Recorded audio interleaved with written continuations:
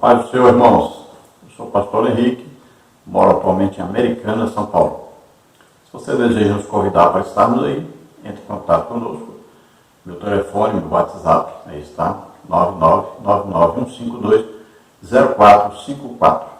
Se você deseja receber os slides que nós colocamos aqui neste vídeo, em PowerPoint ou em PDF, entre em contato conosco, aí pelo mesmo telefone, pelo WhatsApp, e diga que quer os slides, pronto, nós enviaremos para você. É gratuito, não se preocupe. Nosso prazer é servir aos irmãos, servir a Igreja de Jesus Cristo. Vamos então à nossa lição. Nós estamos estudando neste trimestre das revistas da Central Gospel com o tema Maturidade Cristã, decisão pessoal e mudança de mentalidade. O comentarista deste trimestre é o pastor Joá Caetano. Hoje vamos estudar a lição número 3, que tem como título Perfil da Igreja Madura. Então vamos ver o que é necessário para o amadurecimento de uma igreja. Por quais etapas ela deve passar para alcançar essa maturidade. Então nós vamos ver aí no tópico 1, a igreja madura é cristocêntrica. No subtópico 1, o corpo de Cristo. No subtópico 2, o cabeça da igreja, Jesus Cristo. Subtópico 3, a motivação da igreja. Subtópico 4, a adoração a Cristo. No tópico 2, nós vamos ver a igreja madura é cheia do Espírito Santo. Subtópico 1, o batismo com o Espírito Santo. Subtópico 2, a virtude e o poder do Espírito. Subtópico 3, o selo do Espírito. Subtópico 4, a obediência à voz do Espírito. No tópico 3, a igreja madura é evangelística. Subtópico 1, Jesus ensinou a evangelizar. No subtópico 2, seara grande, poucos trabalhadores. No subtópico 3, maturidade, oração, vidas. Subtópico 4, frutos maduros para as missões mundiais. Então, essas são as principais etapas para que a igreja seja uma igreja madura. E nós vamos passar por cada um desses tópicos e subtópicos, aprendendo dentro da lição. Vamos então ao texto bíblico básico, Atos 2, 37 a 45, que diz assim: Ouvindo eles isto, compungiram-se em seu coração e perguntaram a Pedro e aos demais apóstolos: Que faremos, varões irmãos? E disse-lhes Pedro: Arrependei-vos, e cada um de vós seja batizado em nome de Jesus Cristo para perdão dos pecados, e recebereis o dom do Espírito Santo, porque a promessa vos diz respeito a vós, a vossos filhos e a todos os que estão longe, a tantos quantos Deus, nosso Senhor, chamar. E com muitas outras palavras, isto testificava e os exortava, dizendo: Salvai-vos dessa geração perversa, de sorte que foram batizados os que de bom grado receberam a sua palavra, e naquele dia agregaram-se quase 3.000 almas, e perseveravam na doutrina dos apóstolos, e na comunhão, e no partir do pão, e nas orações. Em cada alma havia temor, e muitas maravilhas e sinais se faziam pelos apóstolos. Todos os que criam estavam juntos e tinham tudo em comum. Vendiam suas propriedades e fazendas e repartiam com todos, segundo cada um tinha necessidade. Então, em Atos 2, 37 a 45. Então, este foi o início glorioso da igreja, o exemplo, a ser seguido por todos aqueles que confessam pertencer a uma igreja. Aqui é a base de toda a vida cristã. Então começa com arrependimento de pecados, aí fala sobre o batismo no Espírito Santo. Nós vamos ver também que esse dia aí eles foram batizados nas águas. Veja aí que houve o quê? Um evangelismo, houve uma pregação, E tudo nasceu de quê? De uma manifestação sobrenatural do Espírito Santo. Foram batizados no Espírito Santo e já receberam o dom, variedade de línguas. Então eles falavam em línguas, mas os visitantes de Jerusalém, que vinham de muitos países, eles ouviam aquelas línguas na própria língua materna deles. Aí vamos ver que eles perseveravam na doutrina dos apóstolos. Doutrina, aí fala de arrependimento, salvação, batismo do Espírito Santo, batismo nas águas, santa ceia, santificação, regeneração, redenção e muitas outras coisas, né?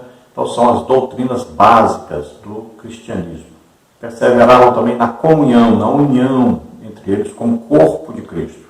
São vários membros de um corpo, mas tendo Jesus como cabeça desse corpo. Perseveravam no partir do pão, de modo que não tinha ninguém passando necessidade. Perseveravam no partir do pão, que é a Santa Ceia. Perseveravam nas orações, muito importante isso. Em todos havia temor a Deus, e ali Deus confirmava a fé deles, com sinais, prodígios e maravilhas. Eles pregavam o Evangelho sempre, com sinais, prodígios e maravilhas em operação. Então todos aqueles salvos estavam juntos, perseveravam no trabalho do Senhor. É claro, daí para frente, somente aqueles que ficaram em Jerusalém. Os outros partiram para os seus países, levando a preciosa semente, a palavra de Deus, e lá foram pregar também Jesus Cristo como o único Salvador e Senhor. E aí também fala da ajuda aos necessitados. Né? Não havia ninguém rico demais, ninguém pobre demais, todos se ajudavam uns aos outros. E aí depositavam suas ofertas, seus dízimos, aos pés dos apóstolos. Não era no bolso dos apóstolos, era aos pés dos apóstolos. Então eles pegariam toda essa ajuda e distribuiriam uniformemente, sem dar privilégio a ninguém, e nem buscando enriquecimento próprio. Vamos ver o textual da lição, que está em 1 Coríntios 12, 27, que diz: Ora, vós sois o corpo de Cristo e seus membros em particular. Então ele fala da igreja como corpo de Cristo. Cada um de nós é um membro desse corpo. A palavra de Deus também nos compara a um edifício, né? Cada um de nós como pedras vivas desse edifício. Tendo Jesus Cristo como pedra angular, a pedra principal, a pedra de esquina. Então, neste corpo, todos os membros são necessários. E o corpo deve ser dirigido todo no mesmo sentido. Não pode uma mão estar querendo para um lado e a outra mão para o outro lado. Os pés, um pé querendo ir para um lado e outro pé querendo ir para o outro lado. Todos devem estar unidos no mesmo objetivo, que é a salvação das almas. Todos crendo em Jesus como único Salvador e Senhor, todos buscando o batismo com o Espírito Santo, todos se santificando, todos, então, sempre no mesmo sentido. Isso é muito importante. Se todos tiverem o mesmo sentido de salvação de almas, esta igreja será uma maravilha. Crescerá, será unida, buscarão sempre o batismo com o Espírito Santo, os dons do Espírito Santo, e ali Deus operará maravilhas no meio desta igreja. Vamos então à palavra introdutória, que diz o seguinte: estudar sobre a igreja é inspirador e edificante. Esse organismo vivo, espiritual, formado por aqueles que são lavados e remidos pelo sangue do Cordeiro, aparece tanto no Antigo como no Novo Testamento, tendo sido projetado por Deus para ser o seu santuário na terra. Salmos 114, 2. Sua missão principal é estender o reino de Deus neste mundo, anunciando a poderosa mensagem do Evangelho. Então a igreja é um organismo vivo, espiritual. Veja bem, está sempre em atividade. O Espírito Santo, ele nos impulsiona a estarmos sempre fazendo alguma coisa. Então, Nós estamos sempre ocupados, fazendo alguma coisa para Deus. Estamos sempre orando, jejuando, estudando a palavra de Deus, evangelizando. Sempre. Isso é todos os dias. O crente não pode nunca parar. Quem para, começa a voltar. Então, sempre para frente. O seu Espírito Santo sempre tem para nós coisas novas. Né? Tem sempre aí uma atividade, tem alegria. O reino de Deus, olha, paz, justiça e alegria do Espírito Santo. Então, o corpo de Cristo é formado por todos os salvos do mundo inteiro que foram remidos, foram comprados pelo sangue de Jesus Cristo. Aqueles que confessaram a Jesus como único Salvador, Senhor. Aqueles que ouviram a pregação do Evangelho e creram nessa pregação. E receberam o Espírito Santo. A igreja é o santuário de Deus na terra, o templo de Deus na terra, o tabernáculo de Deus na terra. E isso, cada crente individualmente é o templo do Espírito Santo na terra. Então, a missão da igreja é divulgar, é testemunhar, é pregar o Evangelho a toda criatura e em todo o mundo. Então vamos ver o tópico 1. A igreja madura é cristocêntrica. Deus projetou e estabeleceu a igreja através da pessoa bendita do Senhor Jesus, que por ela viveu, por ela morreu e ressuscitou, lançando seus fundamentos de amor, justiça, esperança, paz e verdade. 1 Timóteo 3,15. Então veja que a igreja está no coração de Deus, ela foi projetada por Deus. Então Deus criou aí o plano de salvação, criou aí o plano em que a igreja está incluída. E nesse plano, Deus Pai projetou, Jesus Cristo executou a tarefa de salvar a todos e o Espírito Santo deu poder e nos dá a revelação desse plano de Deus para a igreja. Então, a igreja é o corpo de Jesus Cristo na terra. Olha, quando Jesus estava aqui na terra como homem, Deus olhava de cima e só via um filho. Só tinha Jesus como filho de Deus, porque só Jesus tinha o Espírito Santo. Para ser filho tem que ser parecido com o Pai. O que está em nós, que parece com Deus, é o Espírito Santo, que foi nos dado assim que nós aceitamos a Jesus como único Salvador e Senhor. Sem o Espírito Santo, nós não nos parecemos com Deus. Então, a gente só via Jesus. Agora, quando Deus olha lá de cima, ele enxerga milhões de filhos de Deus, que é o corpo de Cristo na terra. Como isso foi possível? Através da morte de Jesus Cristo. A Bíblia diz o quê? Se a semente de trigo caída na terra não morrer, fica ela só. Mas se morrer, gera muitos frutos. Então Jesus, ao morrer por nós, gerou o quê? Filhos para Deus. Milhões de filhos para Deus. Esta é a igreja, o corpo de Cristo na terra. Quando Jesus estava aqui, se ele estivesse no lugar, ele pregava a palavra de Deus, ele curava as pessoas, ele expulsava demônios, fazia milagres. Então, sinais, prodígios, maravilhas aconteciam através de Jesus e a palavra era pregada. Mas só tinha ele. Se ele estivesse em Jerusalém, era só ali que estava sendo feita a obra de Deus. Agora não. Agora Deus faz a mesma obra que Jesus fazia e Jesus está fazendo, continua fazendo, agora em todo o mundo, porque existem milhões de filhos de Deus. Veja, Jesus continua pregando o Evangelho, curando as pessoas, libertando, fazendo milagres, sinais, prodígios, maravilhas, operando o tempo todo. Agora, através da igreja. Quando Lucas escreveu o Evangelho, ele escreveu aquilo que Jesus fazia. Quando ele escreve Atos dos Apóstolos, ele continua escrevendo a respeito do que Jesus continua fazendo. Só que agora através da igreja, o corpo de Cristo na terra. Então hoje, a história da igreja, Atos, continua sendo escrito no céu. Não é na terra, mas vai estar sendo escrito no céu. O que está sendo escrito, registrado? Agora, o que Jesus continua fazendo. Salvando, curando, libertando, batizando, fazendo maravilhas. Continua fazendo. Agora, através do corpo de Cristo na terra, que é a igreja.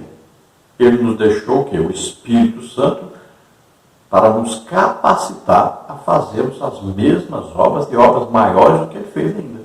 Então Jesus morreu por nós, ressuscitou, está vivo e atuante, mora em nós pelo Espírito Santo, que lança na igreja os fundamentos da nossa fé cristã, da prática cristã, que é o amor, a justiça, a esperança, a paz e a verdade. Glória a Deus. Então, tópico 1, subtópico 1, o corpo de Cristo.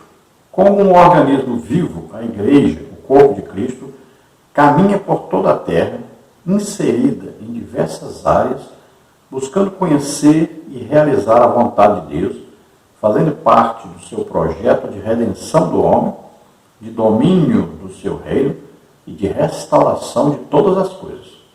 O corpo transmite a ideia de organização, variedade, atividade e propósito. Todas essas características podem ser encontradas na igreja. Cada cristão salvo é membro desse corpo e deve viver prioritariamente para o Senhor, além de ministrar e servir aos demais membros da igreja. 1 Coríntios 12:12. Entre outras finalidades, os membros da igreja se reúnem para comunhão, adoração, consagração espiritual, pregação do Evangelho e celebração. Quando a igreja presta a Deus o verdadeiro culto, a glória de Cristo se manifesta maravilhosamente em seu meio.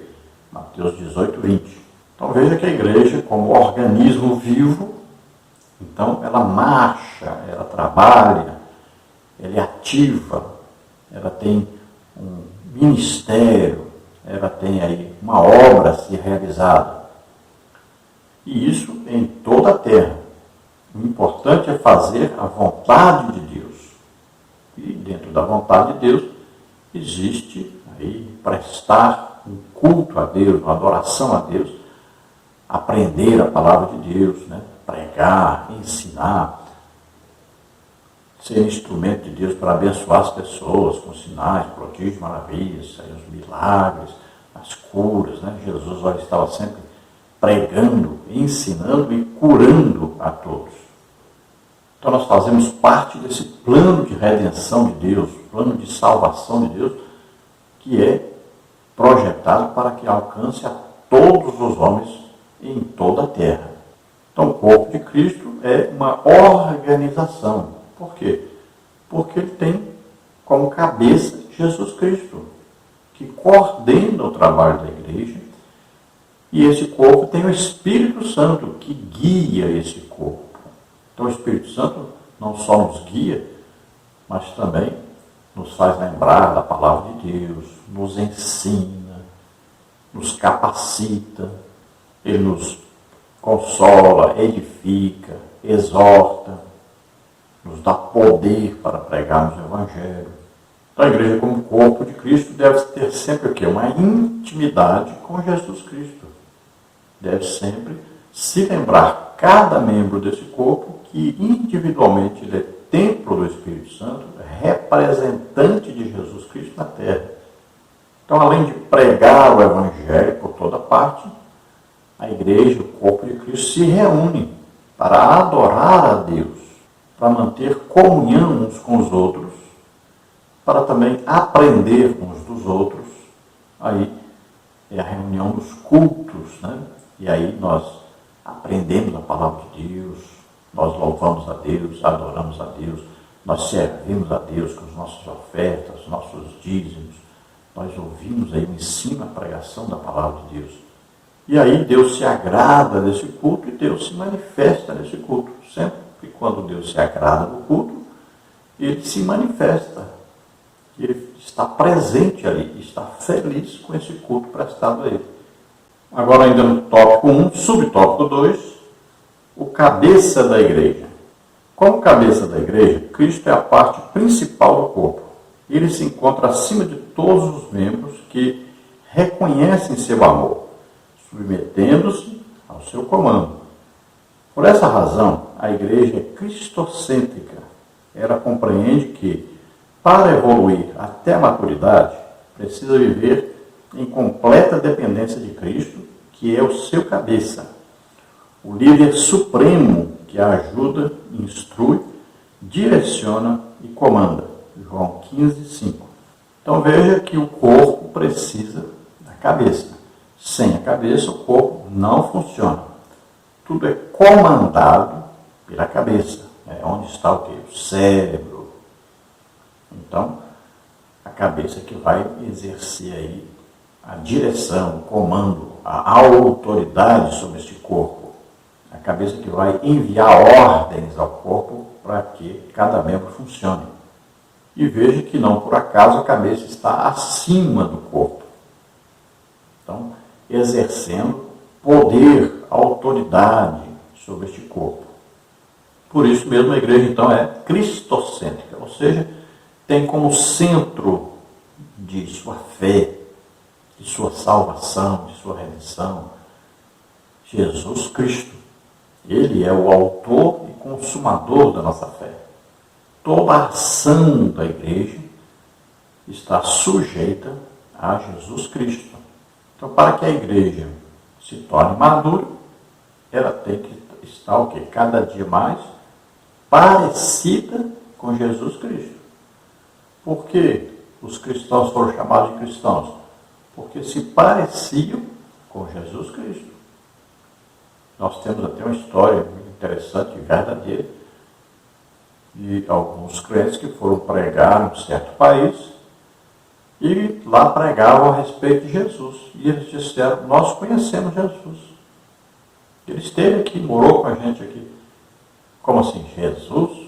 Sim, Jesus morava aqui, estava conosco aqui. E ele foi então, eles foram estudar ali o que eles estavam dizendo e tal. Aí descobriram que ali havia um missionário que havia pregado o evangelho para eles e morado entre eles. Um grande pregador do evangelho.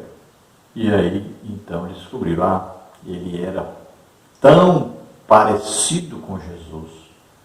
Ele assumiu tanto a personalidade de Jesus. Ele amava como Jesus amava. Ele pregava, ensinava como Jesus. Então, quando eles pregaram sobre Jesus, eles disseram, nós conhecemos, ele esteve aqui, morava junto com a gente. Veja só que coisa impressionante. Então nós temos que nos parecer com Jesus. Temos que representar Jesus na terra. Então Jesus nos ajuda, nos instrui, nos direciona, nos comanda. É como se fosse uma árvore, né? Então os galhos não sobrevivem sem o tronco da árvore. Então se nós estivermos unidos a Jesus Cristo, nós produzimos fruto. Mas se nós não estivermos aí nessa árvore, nesse tronco, que é Jesus Cristo, então nós não geramos fruto.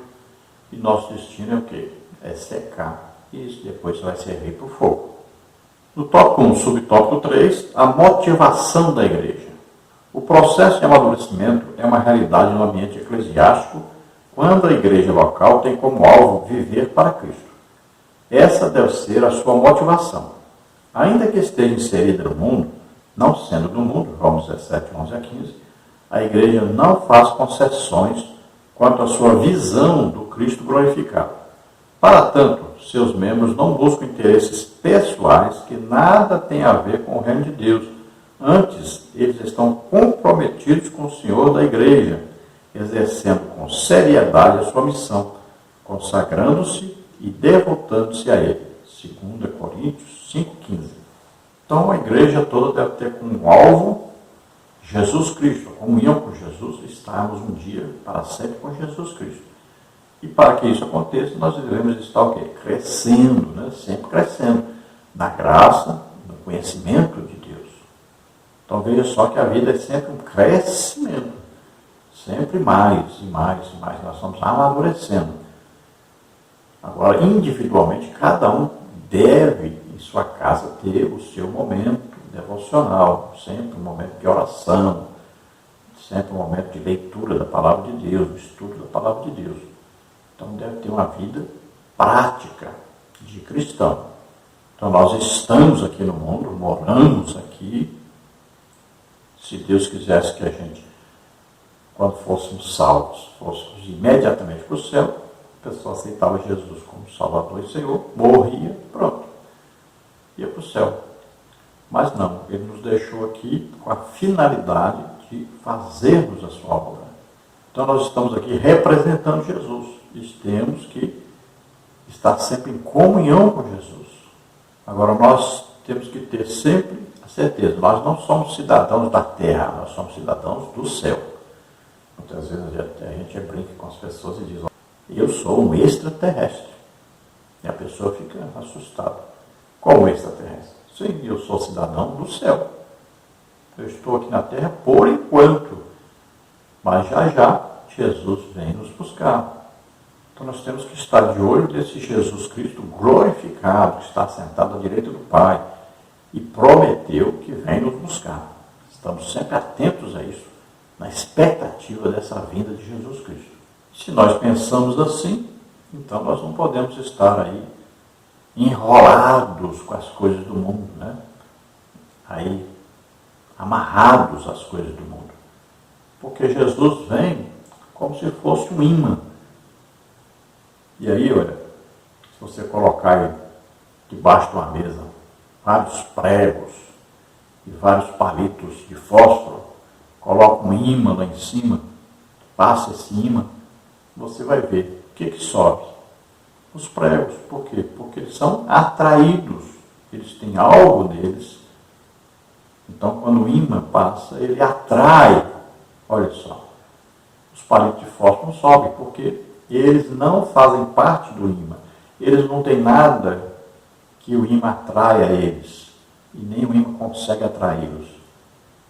Estão desligados do imã. Olha só.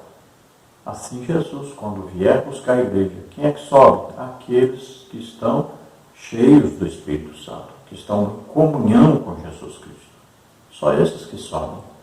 Só esses que vão ser transformados rapidíssimo, mais rápido que um piscar de olhos. E Jesus, então, nós nos encontraremos com Ele nos ares, iremos morar na Nova Jerusalém, junto com Jesus Cristo. Mas precisamos sentir atração por Jesus. Agora, enquanto esperamos a sua vinda para nos buscar, nós devemos estar fazendo a sua obra.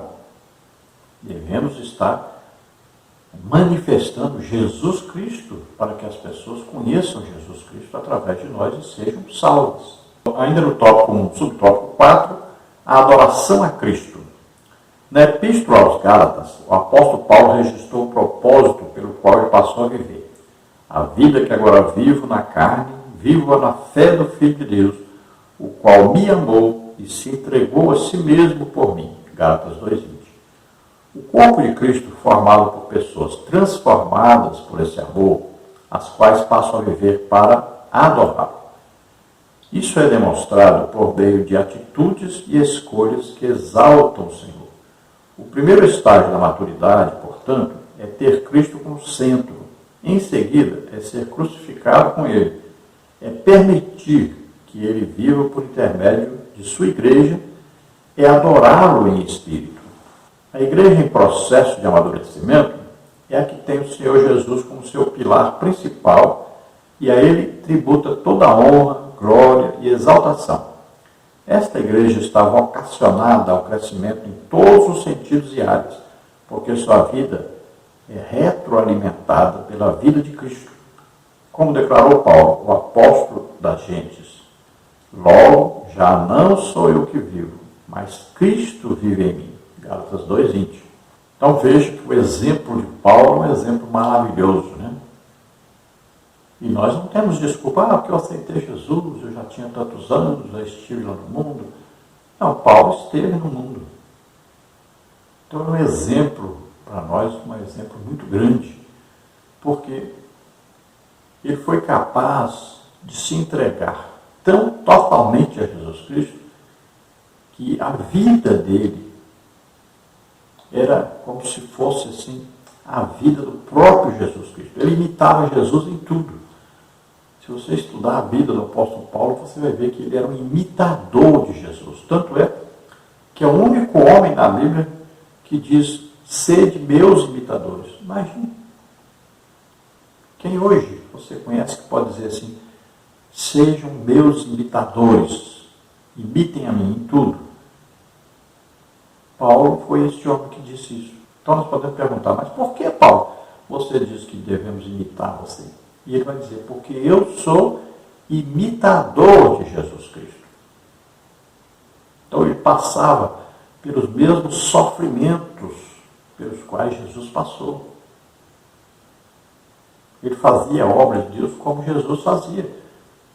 Olha, sinais, prodígios, maravilhas, ajuntamento de pessoas, pregação, ensino da palavra, e as pessoas se convertiam. Então ele saiu por toda parte pregando o Evangelho, abrindo igrejas. Ele representava Jesus Cristo. E ele dizia: a vida que agora vivo, na carne, nesse corpo, eu vivo na fé do Filho de Deus. Então ele acreditava piamente em Jesus Cristo, estava disposto até a morrer. E ele disse, quando foi revelado a ele que ele seria preso em Jerusalém, que iriam bater nele, e ele disse: eu estou disposto não só a ir, mesmo assim, mas também até a morrer se for necessário, pelo Evangelho, por representar Jesus, por ganhar almas, fazer aquilo pelo qual ele me chamou para fazer. Ele foi capaz de dizer: olha, não sou eu mais que vivo aqui nesse corpo, mas é Cristo que vive em mim.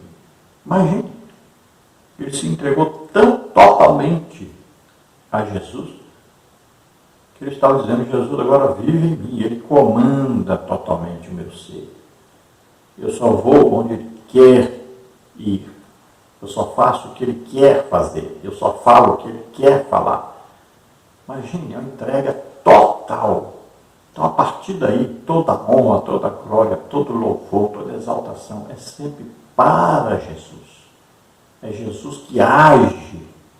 É Jesus que faz. Jesus que executa. É Jesus que está presente. É Jesus que prega, é Jesus que cura, é Jesus que liberta, é Jesus que salva. Veja que toda a ação está aí em Jesus Cristo.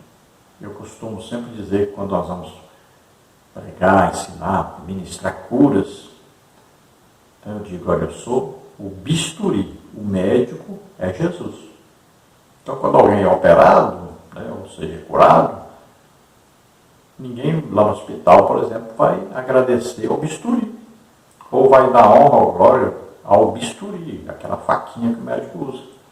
Não. Vai agradecer ao médico. Assim também. Nós ministramos, mas quem está fazendo isso é Jesus Cristo. Quem está curando? Jesus. Qual o poder que ele está usando? O Espírito Santo. Então nós só somos o quê? Instrumentos na mão de Jesus. Então, se nós somos o corpo de Cristo, nós somos alimentados por Jesus Cristo. Olha aí, o Espírito Santo é o que vivifica, ele dá vida a nós. Então, nós temos que estar em comunhão com Jesus, sempre em comunhão íntima com Jesus Cristo. Aí, no tópico 2, nós temos a igreja madura, cheia do Espírito Santo. O Espírito Santo é uma dádiva de Deus no corpo de Cristo na terra, Lucas 11:13. Sua destacada presença na igreja tornou-se realidade quando Jesus ordenou aos seus discípulos que ficassem em Jerusalém até que a promessa do Pai se cumprisse com o derramamento do Espírito sobre eles. Lucas 24:49. Então veja que Jesus, antes de ir ao céu, ele disse aos discípulos que era necessário ele ir, porque se ele não fosse, o Espírito Santo não viria. Então, olha só, que Jesus colocou o Espírito Santo como necessário, importantíssimo para a igreja. Então, ele diz que o Pai enviaria o Espírito Santo. E assim aconteceu. Então, nós recebemos o Espírito Santo ao crermos, nos tornamos filhos de Deus, Agora é necessário, Jesus disse bem claro, é necessário que vocês sejam revestidos de poder. Ele deu uma ordem: não saiam de Jerusalém até que vocês sejam revestidos de poder, até que vocês sejam batizados com o Espírito Santo. Veja só, tem muita gente desobediente, né, que sai por aí, pregando, ensinando o Evangelho, igrejas, denominações e mais denominações, que desobedeceram essa ordem de Jesus e saíram pregando o Evangelho, mas um outro Evangelho, não o verdadeiro e legítimo Evangelho. Existem muitas, milhões de conversões a um Evangelho falso, porque se o Evangelho verdadeiro, Jesus disse: olha, vocês primeiro têm que ser batizados com o Espírito Santo, só depois que vocês vão sair pregando o Evangelho. Então, esta igreja que dizem por aí que existe, não existe na verdade para Deus, porque é uma igreja desobediente. Falta o principal aí, que é o revestimento de poder, o batismo com o Espírito Santo. Nós temos que ensinar isso, pregar isso, olha, diligentemente. Isso é importantíssimo. Nós temos que reunirmos com a igreja, explicarmos a importância do batismo com o Espírito Santo. Isso é muito importante. E nós estamos vendo que as pessoas estão assim, deixando de lado isso. Graças a Deus, glória a Deus. Que maravilha, aí a Central Gospel, né, falando sobre esse assunto, da importância desse assunto. E é muito maravilhoso isso, porque a igreja tem necessidade de um avivamento e tem que ser agora. Olha, nós estamos nos últimos dias da igreja na terra e nós precisamos de um grande avivamento, e ele virá. Sempre após aí uma guerra, após uma pandemia, alguma coisa assim, sempre acontece um grande avivamento. Para onde? Para quem virá? Para aqueles que estão buscando, para aqueles que estão acreditando, para aqueles que estão desejando, aqueles que querem ser instrumentos de Deus. No tópico 2, subtópico 1, o batismo com o Espírito Santo. As promessas referentes ao batismo com o Espírito Santo são relatadas tanto no Antigo como no Novo Testamento. Nos dias do rei Salomão, Provérbios 23, através do profeta Isaías, Isaías 28, 11 e 12, no tempo em que viveu o profeta Joel, Joel 2, 28 a 32, por intermédio de João Batista, Mateus 3, 11, e especialmente nas palavras do próprio Senhor Jesus, Atos 1, 4, 5 e 8. O batismo com o Espírito Santo não é privilégio nem exclusividade de uma igreja, de um grupo específico, de determinada sociedade ou de uma comunidade particular.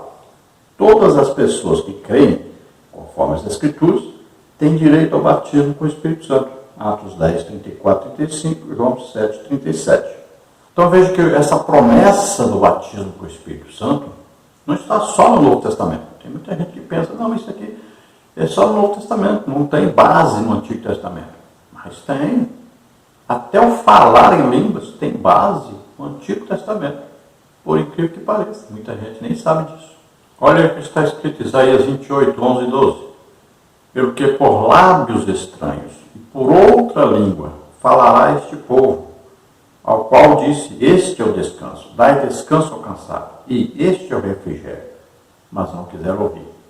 Aí você fala: mas isso não é se referindo ao batismo com o Espírito Santo?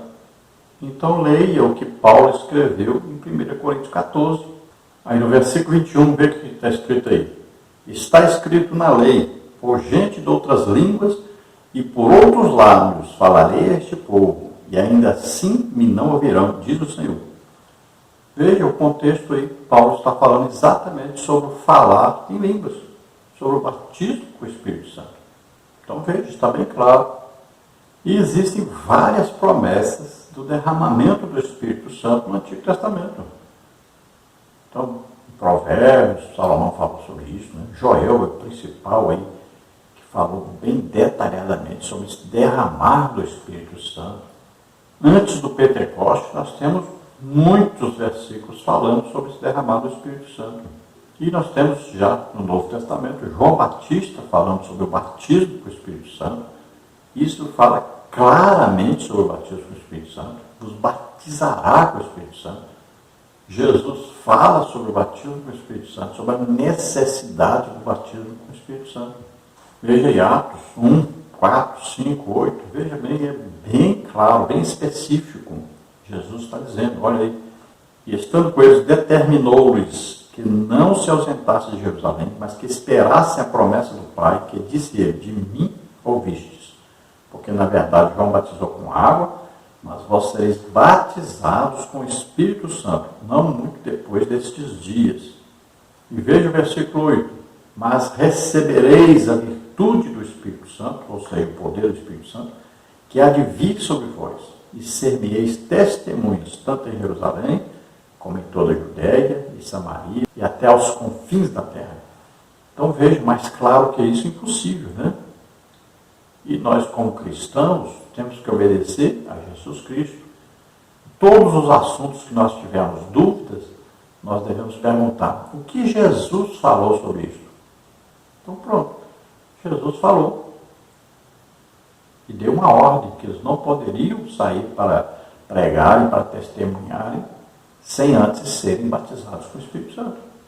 Vamos ver aí o tópico 2, subtópico 2, a virtude e o poder do Espírito. O caráter universal da igreja se estabelece em sua missão. Ela foi fundada para crescer e abranger toda a terra, ou seja, para realizar a tarefa de evangelização no mundo. Essa obra só poderia acontecer com o auxílio do Espírito Santo, cujo poder concede virtude aos homens que desejam obedecer às orientações divinas. Atos 5:42. Então, o poder do Espírito Santo fortalece os salvos, despertando e evoluindo a fé, motivando-os, encorajando-os a serem autênticas testemunhas de Jesus. Quando isso aconteceu pela primeira vez, eles testemunharam em loco, ou seja, em Jerusalém. Em seguida, alcançaram a dimensão regional, Judéia, o plano nacional, Samaria, e finalmente todos os lugares até os confins da terra. Confere aí com Marcos 16:15. Essa onda de testemunho de virtude e de poder do Espírito chegou às últimas gerações e seguirá agindo por intermédio da Igreja de Cristo na terra. Então veja que na grande comissão que nós chamamos, né, os evangelhos aí, Mateus, Marcos, Lucas, aí João, tudo fala dessa grande comissão.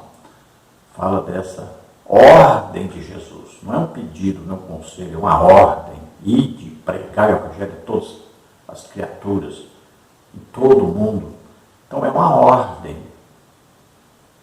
Então é para nós. Nós somos cristãos. Lembremos que se nós não obedecermos a Jesus, nós não temos salvação. Então é obediência ao próprio Jesus. Ele deu uma ordem. Ide pregar o evangelho a toda criatura. Ide para onde? Por todo mundo. Então é uma ordem. Olha aí, ensinando, batizando em nome do Pai, do Filho e do Espírito Santo. Tudo isso é o quê? Grande comissão. É uma ordem de Jesus à igreja. É uma obrigação da igreja. E cada um de nós, individualmente, deve receber essa ordem e cumprir. E quem é que capacita o crente a fazer essa obra? O Espírito Santo. É por isso que muita gente não recebe o batismo com o Espírito Santo. Porque não quer obedecer a ordem de Jesus de pregar o Evangelho a toda criatura. Não quer transmitir o Evangelho. Não quer compartilhar Jesus com ninguém. Aí não tem jeito. Por isso que não recebe o batismo. O batismo é revestimento de poder exatamente para capacitar o crente a pregar aos outros, a ganhar almas. Então você deve ter esse sentido, esse desejo no coração. É obedecer a Jesus isso.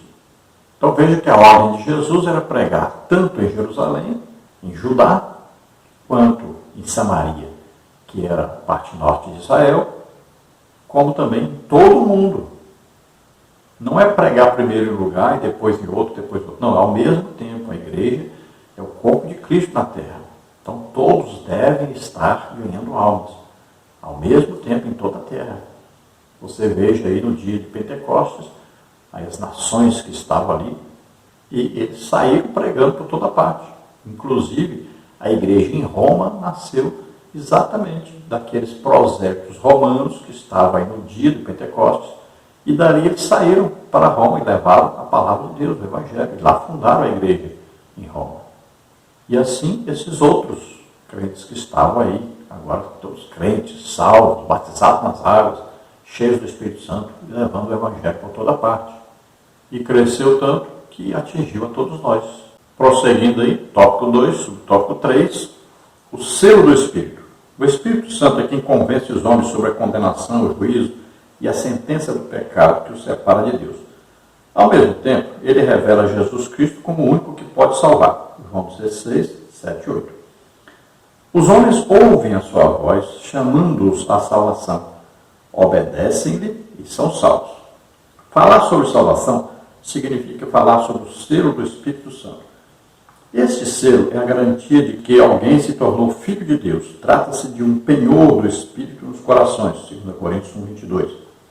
O corpo de Cristo, portanto, pode sentir-se em paz e seguro para desenvolver sua maturidade em Cristo, pois guarda em seu coração essa marca, essa garantia.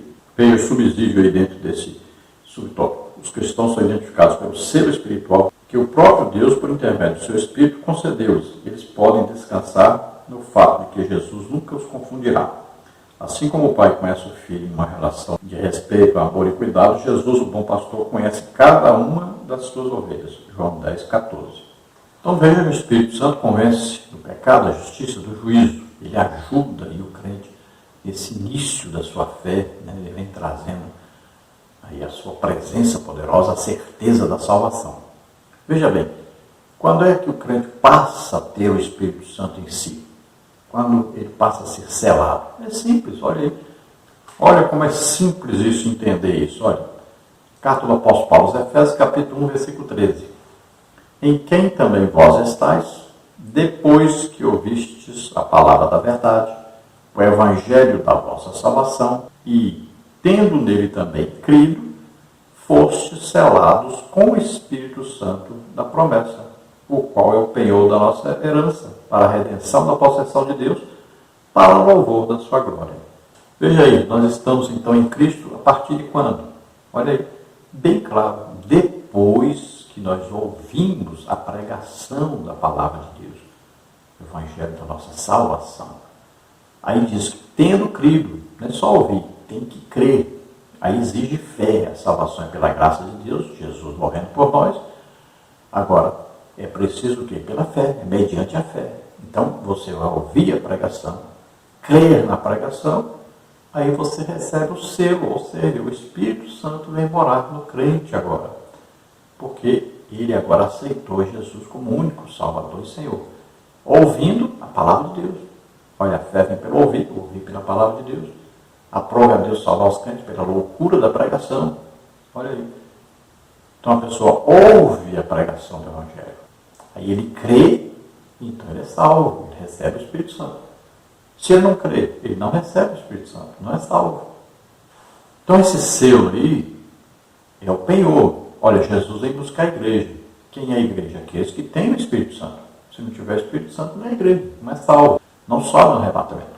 Então é como se você fosse lá na Caixa Econômica levando a sua aliança de ouro que vale R$1.000. A Caixa vai lhe dar R$700.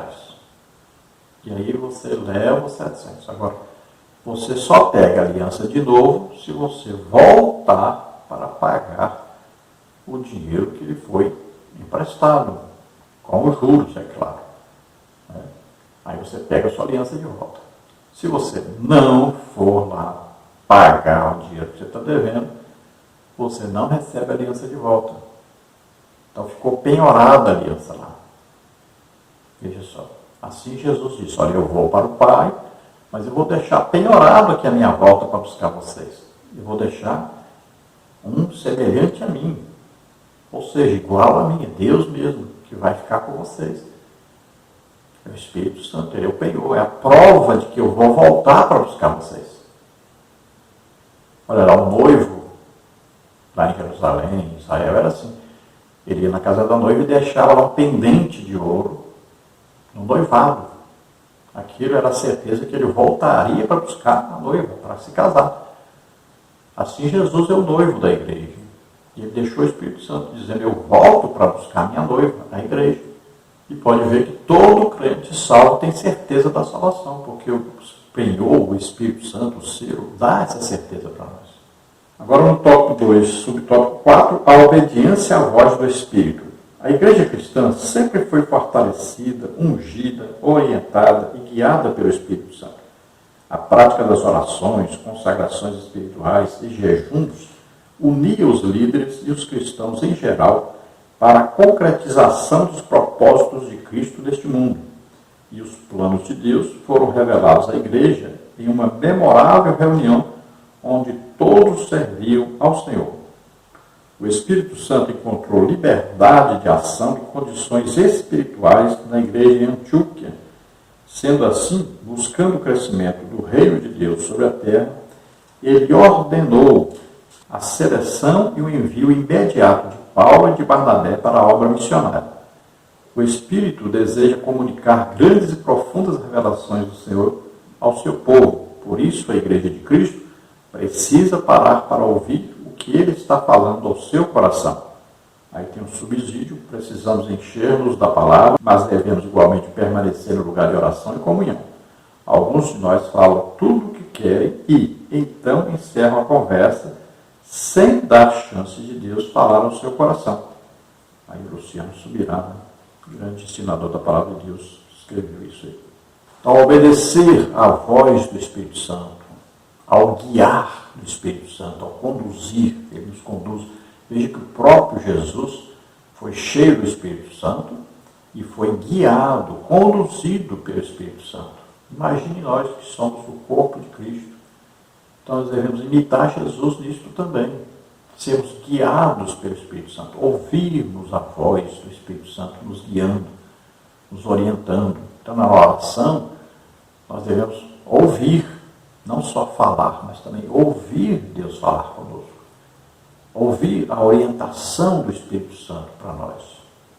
A igreja sempre foi assim, conduzida, orientada, ungida, fortalecida, sempre guiada pelo Espírito Santo. Então, a obra de Deus sempre foi assim, sujeita ao Espírito Santo, à ordem, à orientação. A igreja sempre teve reuniões de consagração a Deus, reuniões de oração, de jejum, de estudo da palavra de Deus. Sempre houveram vigílias, né? As vigílias não eram como hoje. Passam aí 70%, 80% do tempo cantando.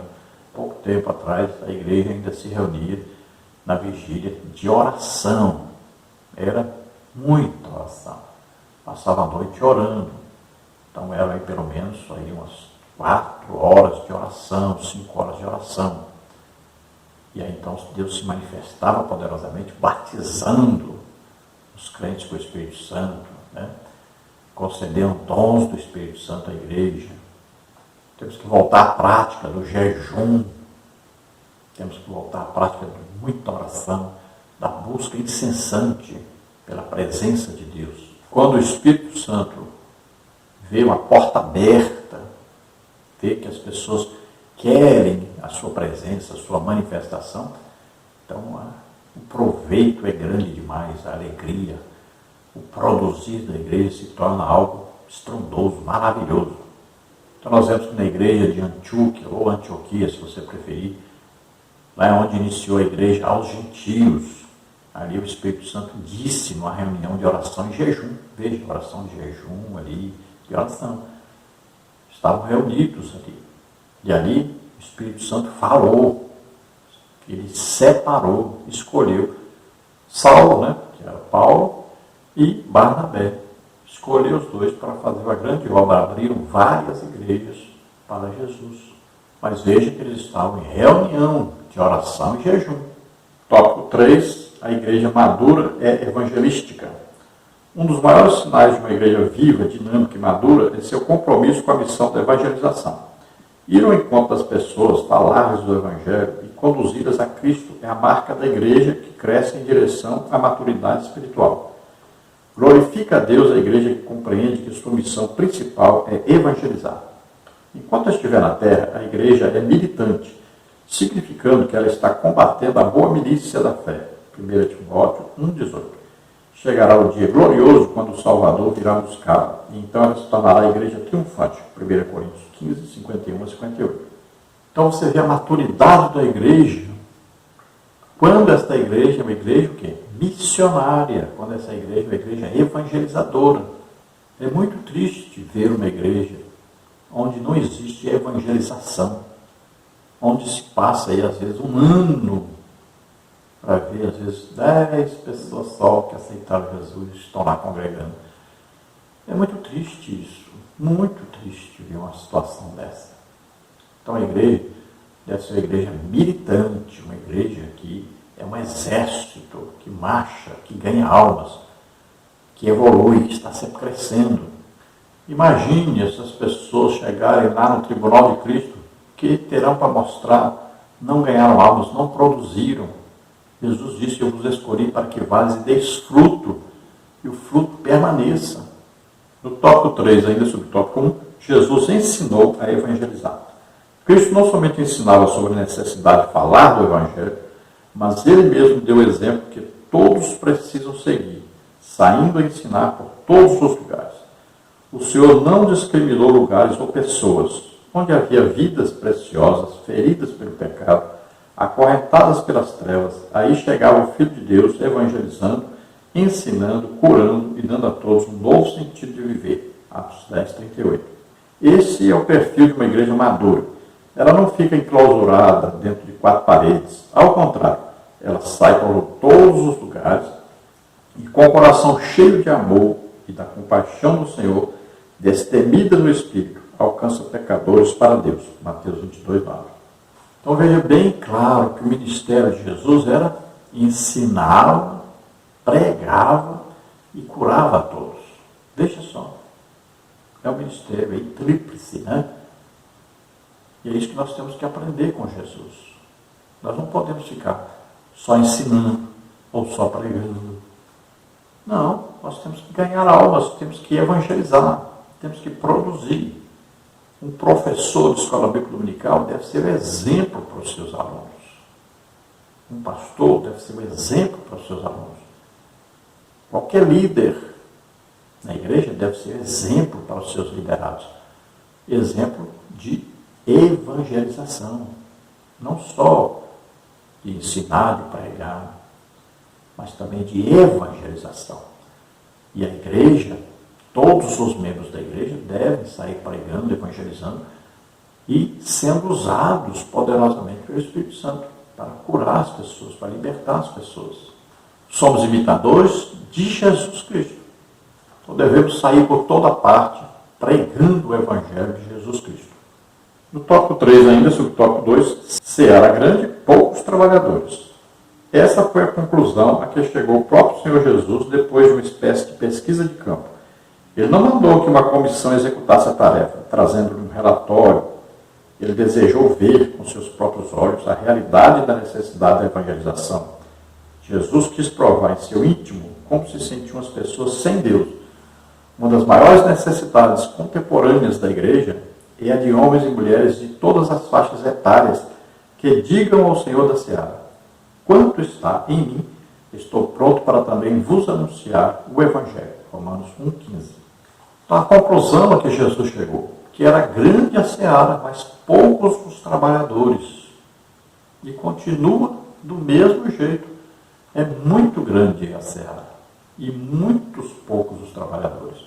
Às vezes você é uma igreja grande, você encontra, às vezes, 10 pessoas que estão envolvidas no trabalho de evangelização.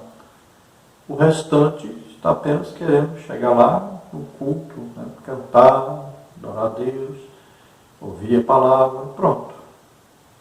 Congrega só uma vez por semana, às vezes 2. Mas e a evangelização? Cadê o trabalho nas ruas, nas praças, nas cadeias, nos hospitais? Cadê o trabalho de evangelização, de pregação do Evangelho a todos, que é o mais importante que a igreja faça? Aí no tópico 3, subtópico 3, maturidade, oração, vidas. O que fazer diante dos grandes desafios da obra evangelística? Onde encontrar trabalhadores motivados e dispostos a servir ao Senhor, falando do Evangelho do Reino aos homens? O dom da colheita responde a todas estas questões. Rogar, pedir, suplicar a Deus em oração, para que Ele mesmo envie obreiros para os campos. É a solução bíblica para o crescimento do seu reino. Quanto tempo os cristãos dedicam à oração em favor dos que estão em trevas? Em todas as suas orações, a igreja madura deve pedir a Deus que chame e envie semeadores da boa semente do Evangelho. Então veja que às vezes nós ficamos esperando, né? O fulano tal, o fulano de tal, aquele vai, lá, vamos mandar dinheiro para quem está fazendo, não sei onde. Não. A ordem é individual para cada um de nós. Não é esperar que os outros façam, nós é que temos que fazer. A ordem é para cada um de nós, individual, lembre-se disso. Não fique esperando que os outros vão fazer. Nós temos que fazer, cada um de nós individualmente. Você quer ajudar a obra missionária, os outros estão fazendo obra em outros lugares, em outros países, tudo bem, mas você tem que estar fazendo onde você está. Não pode parar com isso. Temos que obedecer a Jesus Cristo. Cada um de nós, individualmente, nós somos responsáveis por evangelizar, por ganharmos almas. Tem muita gente tentando se esquivar dessa responsabilidade. Não, eu ajudo. Eu envio, eu ajudo, eu faço. Não, e você? Você tem uma empresa? Pois faça culto aí na sua empresa. Ganhe almas aí na sua empresa. Você é empregado na empresa? Peça o patrão. Faça um culto aí, pregue, ganhe almas aí. Você é estudante? Ganhe almas no seu colégio. Ainda no tópico 3, subtópico 4, frutos maduros para missões mundiais. Deus não amou a uma única nação, raça ou povo. Ele amou o mundo, João 3,16. O Senhor deseja mostrar seus atos de amor aos homens do mundo inteiro por meio de sua igreja, Isaías 52,10. Ele faz seu braço mover-se do jeito que quiser, mas ele alegra-se quando o seu corpo, a igreja, levanta-se em seu nome para amar os perdidos, pregar o evangelho e curar corações. Então veja que Deus não amou apenas os judeus, não. Ele abriu a porta aos gentios. Então todos que não são judeus são gentios.